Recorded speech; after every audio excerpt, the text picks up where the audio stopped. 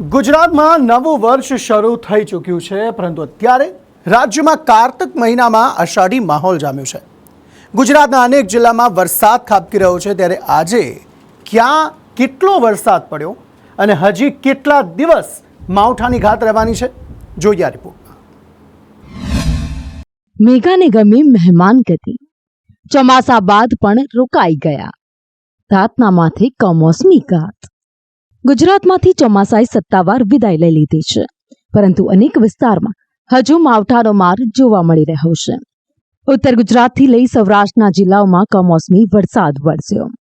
હાલમાં અરબી સમુદ્રમાં લો પ્રેશર ડિપ્રેશન સિસ્ટમ સર્જાઈ છે, જેના કારણે રાજ્યમાં વરસાદનું જોર યથાવત દેખાઈ રહ્યું છે।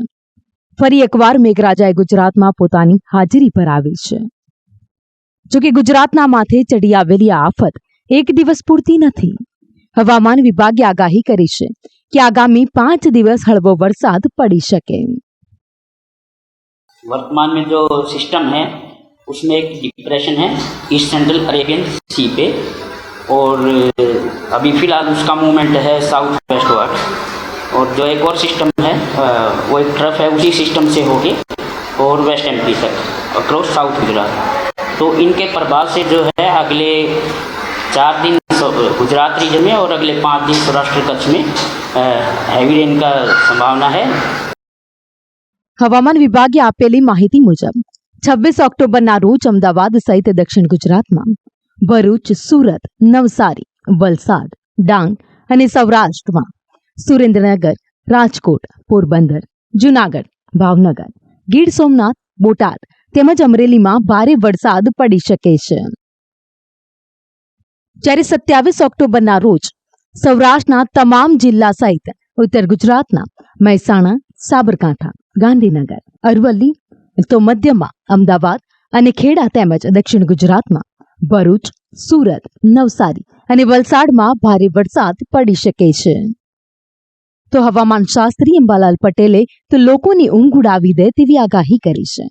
અરબી સમુદ્ર અને બંગાળની ખાડીમાં સક્રિય થયેલા સિસ્ટમથી રાજ્યમાં કેટલાક ભાગોમાં ધોધમાર વરસાદ પડશે, જેનાથી પૂર પણ આવી શકે છે।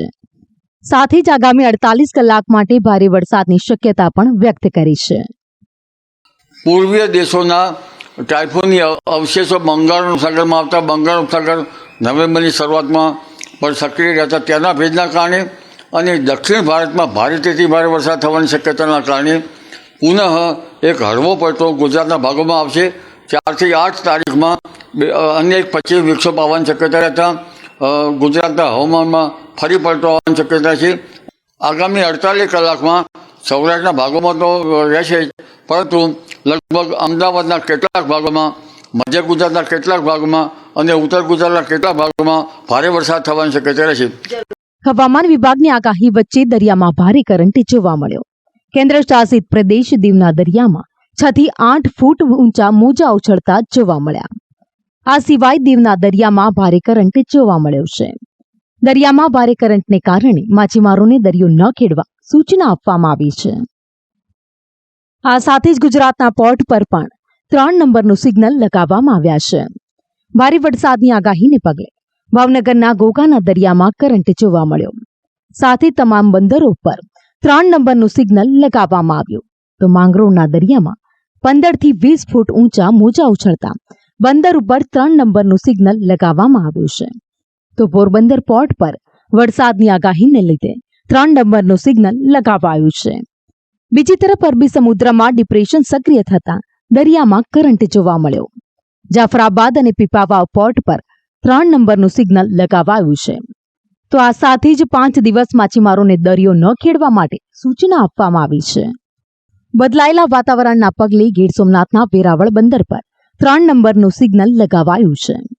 દરિયામાં ભારે કરંટ સાથે 4 થી 5 ફૂટ ઊંચા મોજા ઉછળ્યા છે। દરિયાકાંઠાના વિસ્તારમાં 40 થી 50 કિલોમીટરની ઝડપે પવન ફૂંકાઈ રહ્યો છે। આ તરફ પોરબંદરના દરિયામાં પણ કરંટ જોવા મળ્યો। હવામાન વિભાગ દ્વારા પરિસ્થિતિ પર સતત નજર રાખવામાં આવી રહી છે। જો કે લોકોને સતત સાવચેત રહેવા માટે પણ અપીલ કરવામાં આવી છે। આ ઉપરાંત તંત્રને પણ એલર્ટ રહેવા માટે સૂચના આપી દેવાઈ છે। ખાસ કરીને દરિયા કિનારાના વિસ્તારોને વધારે સાવચેત રહેવા માટે અપીલ કરાઈ છે। જો કે રાજ્યમાં ફરી એકવાર કમોસમી વરસાદનો માહોલ જામતા ખેડૂતોમાં ચિંતા વધી છે. ખેતરોના ઊભા પાક પર સંકટના વાદળો ઘેરાવા લાગ્યા છે. સાર્વત્રિક કમોસમીનો માર દેખાતા ખેડૂતોને પાકમાં નુકસાનની ભીતિ સેવાઈ રહી છે. હવામાન વૈજ્ઞાનિક અને નિષ્ણાંતોનું કહેવું છે કે આ માવઠાનો સૌથી વધુ પ્રભાવ સૌરાષ્ટ્રના દરિયાકાંઠાના ભાગ અને દક્ષિણ ગુજરાતના વિસ્તારમાં જોવા મળશે. ત્યારે કમોસમી વરસાદથી ખેડૂતોએ હવે સાચવવાની જરૂર છે. બ્યુરો રિપોર્ટ, સંદેશ ન્યૂઝ.